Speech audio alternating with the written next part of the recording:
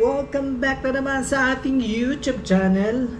So for today's video, ano lang to, update lang kasi last time na nag-vlog ako, sabi ko sa inyo, i-update ko kayo kung ano maging mangyari, kung makakasama ba itong mga to, itong apat na to, o hindi. Kasi the last time na nag-vlog ako, may napunta dito na tiga LBC at sinabi ko na ang bawat isa sa kanila is 300 BD, di ba? 300 BD pataas, isang ano lang yun, isang aso lang yun, ay apat sila, so aabot to ng 1-2.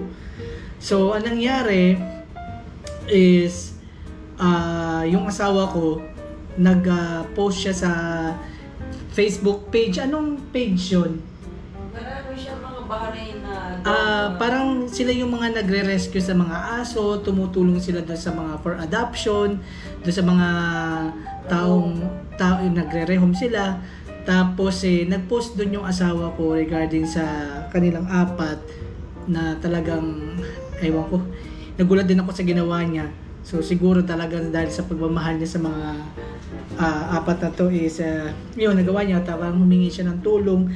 At so far naman may mga tao talagang willing na tumulong na nag-donate at yung mga nagdo-donate, ipinopost din ng asawa ko doon sa Facebook page na ano niya, na pinagkusan siya nag-post. Tapos may tumutulong din sa amin na mahal nga daw yung 300 pesos na yun, 300 pesos, 300 BD na yun. Kaya so parang may in-offer siya na 245 BD itong dalawa. Kasi parang magre-rely ka kasi doon sa mga cage. Per cage, 'di ba? Per cage.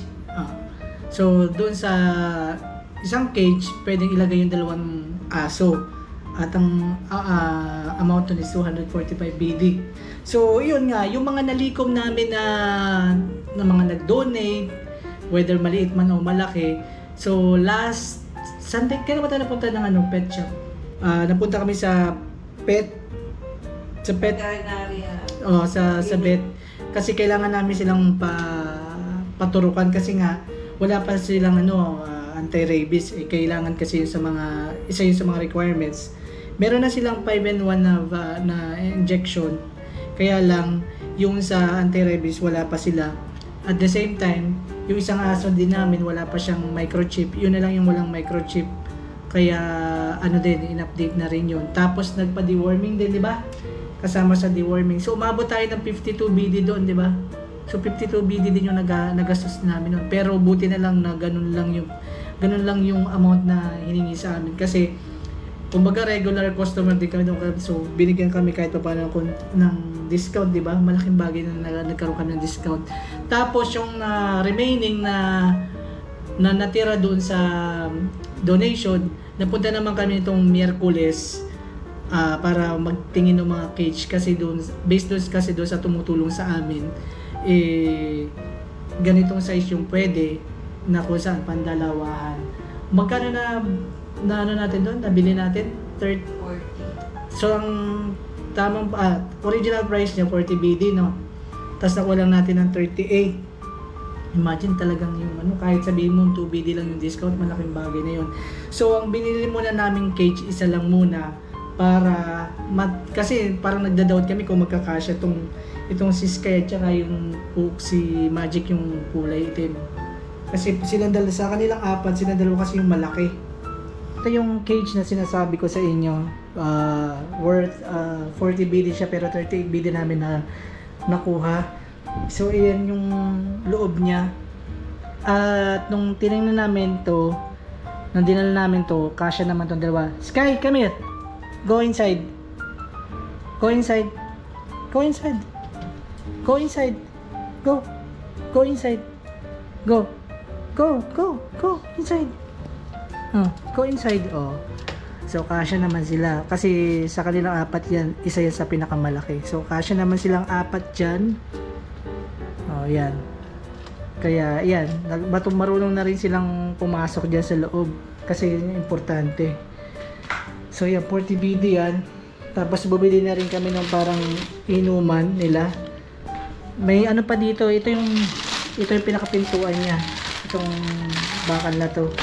Hindi mo ko muna kinakabit kasi para makapasok sila. Parang pinapractice na namin sila para masanay din sila dyan. Tapos, based doon sa tumutulong sa amin, ang sabi sa amin, sa Emirates daw kami pag nagpabook sa Emirates. Kasi sila yung mas murang maningil. Tapos, syempre, hindi pa kami makapag-process ng pagpabook kasi inintay ko pa yung settlement ko. Ako hindi pa ako nakapagpabook kasi nagjo-duty pa naman ako eh. Ang last duty ko pa is next month pa, mga November 3. So, kailangan ko na rin makuha kagad yung aking settlement kasi nga yung aking visa is may expired siya ngayong October 25. So sabi ko sa HR namin wag na i-renew kasi nga nag-resign na ako para hindi na rin sila hassle magbayad sa pagre-renew. Although meron pa naman akong 1 month na mobility. So ibig sabihin hanggang November 25. So kaya kailangan mga bago matapos ang November 25 is naka-flight na kami kasi hindi na talaga pwede mag-extend. Tapos napunta na rin kami sa Felix kasi naisip namin na kailangan din namin ipakargo yung mga ibang gamit namin na pwede namin pang gamitin kasi pagdating namin sa Pilipinas wala talaga kami gamit. Yung mga ibang mga natanggap namin nung kasal, yung mga plato, babasagin. Pero kahit nababasagin, dadalhin pa rin namin yun. Yung mga ibang mga speaker, medyacom, basta yung mga gamit na pwede naming magamit na hindi naman ganun kabigat is dadalhin namin. The rest, yung siguro tong ref, yung TV o yung washing machine, pagbebenta na lang namin yung kasi pandagdag na rin yun para sa pong gagamitin. Tapos dadagdagan na rin lang namin ng mga konting siguro mga grocery kasi kailangan din namin magkaroon ng grocery doon kasi kailangan pagdating kasi namin doon wala naman kaming resources kaya kailangan magpakargo kami kasi sayang din yung pagpapakargo kasi sa Felix kasi ang bayad kasi pagpapakargo sa Sea Cargo is 40 BD kaya mas maganda doon, mas maraming box kang ipapakargo. Kaya lang 3 months pa daw yung bago dumating ng Pilipinas, bago dumating sa amin. So yun lang yung ating update. Naghihintay pa rin kami ng mga susunod na hakbang kasi hindi pa rin kami makagalaw ng maayos kasi nga wala pang yung pera. Hindi pa rin kumbaga kulang pa rin yung hawak namin. Kaya lang sobrang stress na, sobrang aywan ko. Parang araw-araw kasi giisip ka ganito kasi okay lang sana kung kami lang yung dalawa yung uuwi kaya lang kasi yung apat din kasi kumbaga hindi namin kayang iwanan talaga sila kasi nakakaawa kasi pamilya talaga namin sila yung apat na aso kaya sobrang doble-doble yung stress kasi ang daming asikasuhin, ang daming gagawin kaya araw-araw kami din lumalabas kasi marami din kaming inaayos. Tapos ito mga gamit, unti-unti na rin kami nagtatapon ng mga hindi na namin kailangan, yung mga hindi na namin dadalhin. So, unti-unti na rin kami naglilinis para pagdating ng next month, ng mga first week ng November is okay na. Hindi na ganun ka-hassle. Para medyo na rin, kumbaga nabawasan na rin yung aming mga isipin. So, yun lang yung vlog natin for today. Quick update lang to.